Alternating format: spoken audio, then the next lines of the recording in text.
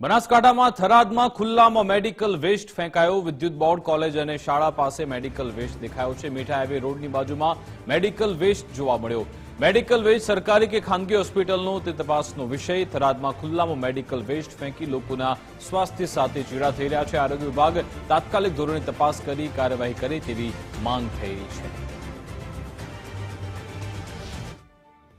બનાસકાંઠાના થરાદમાં medical waste જાહેરમાં ફેંકવામાં આવ્યો છે। આ દ્રશ્યો છે એ થરાદ મીઠા હાઈવેના દ્રશ્યો છે। વિદ્યુત બોર્ડની સામેના દ્રશ્યો છે। જે મેડિકલ વેસ્ટ કહી શકાય, જે ઇન્જેક્શનો છે તેમજ જે દવાઓ છે એ જાહેર રસ્તા પર એટલે કે થરાદ મીઠા રોડ છે એની બાજુમાં જ આ ફેંકવામાં આવ્યું છે। ખરેખર જે પણ કોઈ સરકારી હોસ્પિટલ હોય કે ખાનગી હોસ્પિટલ હોય, જે પણ વ્યક્તિએ આ અહીંયા જે મેડિકલ વેસ્ટ જે ઠલ્યો છે એ ખરેખર ખોટું છે।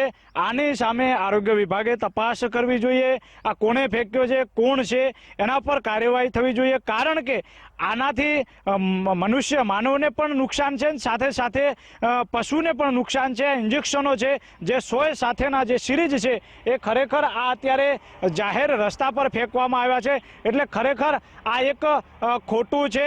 તાત્કાલિક રીતે અત્યારે આરોગ્ય વિભાગે આ બાબતે તપાસ કરી અને તાત્કાલિક કાર્યવાહી કરવી જોઈએ। કેમેરામેન મિત દવેની સાથે યશપાલજી વાઘેલા, ગુજરાત ફર્સ્ટ।